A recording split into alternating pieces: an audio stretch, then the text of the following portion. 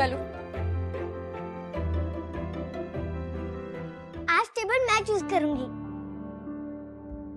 रिया ने ऐसा टेबल चुना जहाँ से लिफ्ट का दरवाजा ठीक से दिखाई दे। उसे अपने दोस्त को पहचानना था, ये वाला जो ब्लैक जीन्स और ब्लैक टी शर्ट पहने लिफ्ट से निकलेगा। नहीं नहीं, आप यहाँ मत बैठिए, वहाँ बैठिए। आर्यन का ऐसा बर्ताव रोहित ने पहले कभी नहीं देखा था।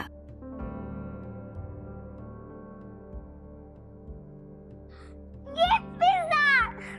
रोहित को ऐसे टेबल मैनर्स बिल्कुल पसंद नहीं थे। उसने आर्यन को हमेशा सिखाया था कि नैपकिन गले और गोद में लगाकर फोर्क और नाइफ से खाना चाहिए, मगर आज उसे आर्यन को बड़े प्यार से संभालना था, इसलिए वो कुछ नहीं बोला।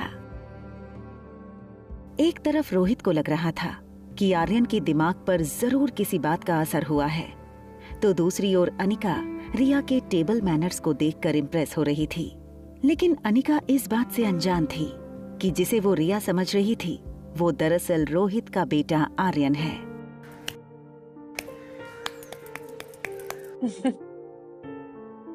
अचानक अनिका की नजर रिया की आंखों पर पड़ी। आर्यन की आंखें हमेशा थकी हुई और कमजोर लगती थीं, इसलिए अनिका ने अपनी पर्स से एक आईना निकाला और आर्यन को दिखाकर बोली, ये तुम्हारी आंखों को क्या हो गया है? ये देखो, ये सारा दिन ना गेम खेल खेल के ही होता है। Why don't you listen to your mom? Mom, I will listen to you.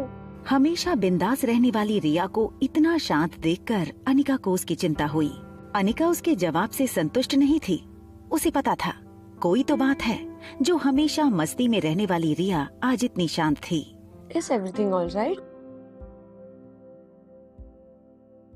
अगर सब कुछ ठीक है तो फिर ये आंखें इतनी थकी थकी सी क्यों है? इतनी छोटी सी हो गई हैं। और आज इतने चुप से क्यों हो? I am fine. In fact, आज मैं बहुत खुश हूँ, mom. Can I call you, mom?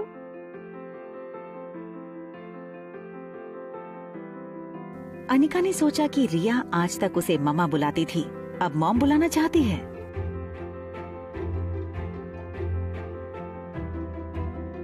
तुम मम्मा बोलो या मॉम बोलो, हूँ तो मैं तुम्हारी माँ। सचमुच? I love you, mom.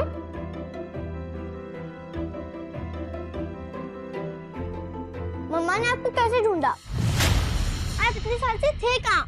ये सब सुनकर रोहित स्तब्ध था और सोच रहा था कि उसके बेटे को आखिर हो क्या गया है। वो क्यों ऐसी अजीब अजीब बातें कर रहा है। मैंने ना इंटरनेट पे एक वीडियो देखा था जिसमें एक लेडी 7 साल के बच्चे को ये यकीन दिलाती है कि पिछले जन्म में वो उसका बेटा था, और वो बच्चा अपनी असली माँ को छोड़कर उस लेडी के साथ चला जाता है। उस सामने वाली ब्यूटीफुल सी दीदी, उनसे मिलने के बाद आर्यन का बिहेवियर काफी चेंज हो गया। ना चाहते हुए भी धीरे धीरे उसे सनी की बात सच लग रही थी।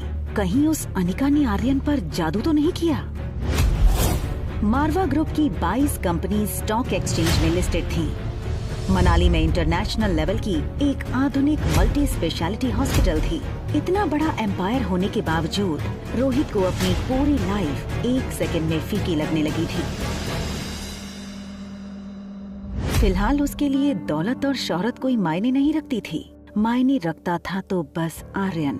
रोहित आर्यन से अपनी जान से भी ज्यादा प्यार करता था, लेकिन आज अनिका के कारण उसे आर्यन को खोने का डर सता रहा था।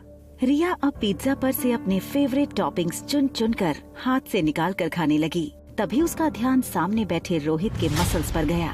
रेगुलर एक्सरसाइज की वजह से रोहित का शरीर फिट था। फ्लैट एब, टोन्ड मसल्स उसके टक्सीडो शर्ट से भी साफ नजर आ रहे थे। रिया ने रोहित के बाइसेप्स देखे और अपने छोटे छोटे हाथों से उसे दबा कर कहा, मैंने जितना सोचा था उससे कई ज्यादा हैंडसम और स्ट्रॉन्ग हो आप। मुझे एक हाथ में उठा के घुमाओ ना, बहुत हो जाएगा। करो करो करो। नहीं, पहले मैं खाऊंगी फिर मुझे घुमाना, ओके? आर्यन की कमजोर मानसिकता समझते हुए रोहित के पास उसकी बातें मानने के अलावा और कोई चारा नहीं था।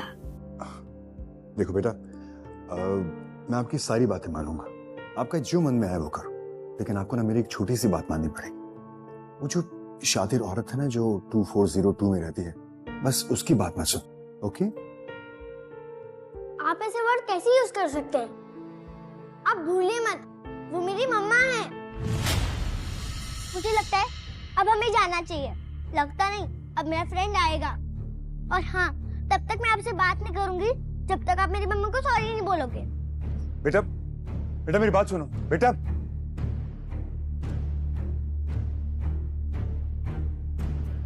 रोहित ने देखा कि आज आर्यन की बातों में, उसकी चाल में एक अलग ही कॉन्फिडेंस था।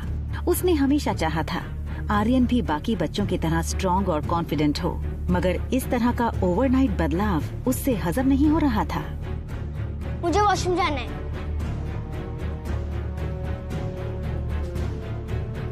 वेट, आप अंदर नहीं आ सकते। आप जानते हैं ना।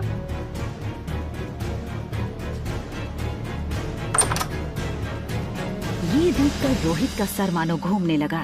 वो सोच रहा था कि भले ही आर्यन सिर्फ 6 साल का था, उसे इतनी समझ तो थी कि उसे कौन से वॉशरूम में जाना चाहिए, लेकिन वो ये नहीं जानता था कि जिसे वो आर्यन समझ रहा था वो दरअसल रिया थी। रोहित ने वहीं खड़े खड़े डॉक्टर अग्रवाल को फोन लगाया।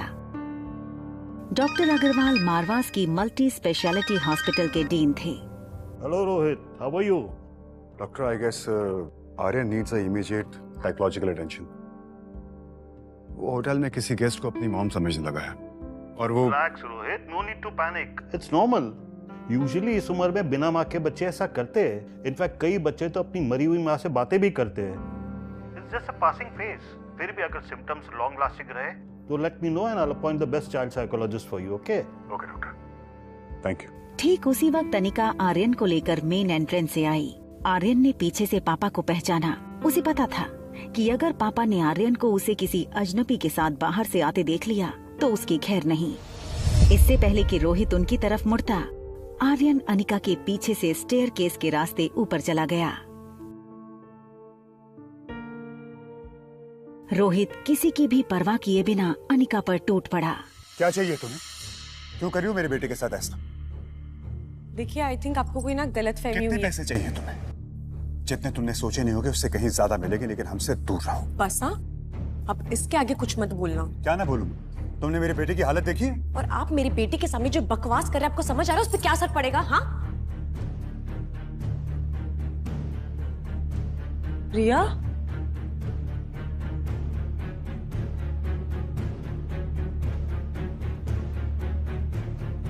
आपने अभी मेरी बेटी को देखा जो अभी मेरे साथ आई थी, वो ब्लैक कलर का? आपने देखा अभी एक छोटी सी लड़की आई थी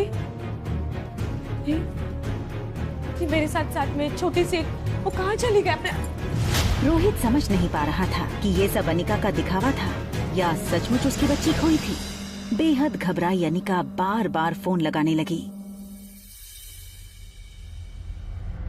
वहाँ आर्यन टॉप फ्लोर पर अपने कमरे का दरवाजा नॉक करने लगा। कुछ देर बाद जब सनी ने दरवाजा खोला तो आर्यन को बाहर देखकर वो यकीन नहीं कर पाया। उसे डर था कहीं रोहित ने आर्यन को कमरे के बाहर देख लिया तो आर्यन के साथ साथ उसकी भी खैर नहीं। अरे तुम बाहर कब गए? मुस्कुराना बंद करो, बताओ मुझे तुम बाहर कब गए? फिर भैया ने तुम्हें देख लिया होगा ना। तुम्हारे साथ जो होगा सो होगा। मैं अपने फोन से हाथ धो बैठूंगा। और अगर मेरा फोन मुझसे छिन गया ना तो तुम्हें मैं नहीं छोड़ूंगा। डैड ने मुझे नहीं देखा। मैं सीधे से फर्स्ट फ्लोर पे आ गया, फिर लिफ्ट से सीधा यहाँ। पर तुम गए कहाँ थे? पिज्जा खाने।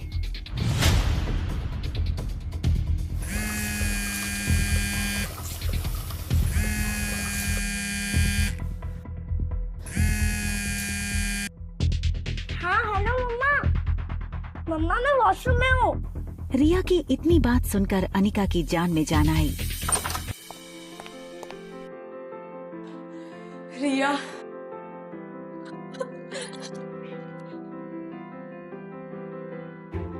डरा दिया तूने। सारा दिन तू इतनी वेल बिहेव थी और होटल में आती तेरी शैतानी शुरू। आपका पिज्जा बहुत टेस्टी था मम्मा।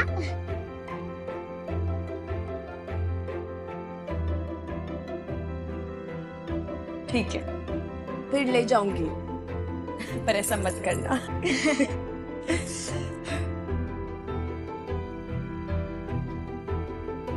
वॉशरूम के सामने एक सर्विस लिफ्ट थी। अनिका नहीं चाहती थी कि मेन लिफ्ट के सामने रिसेप्शन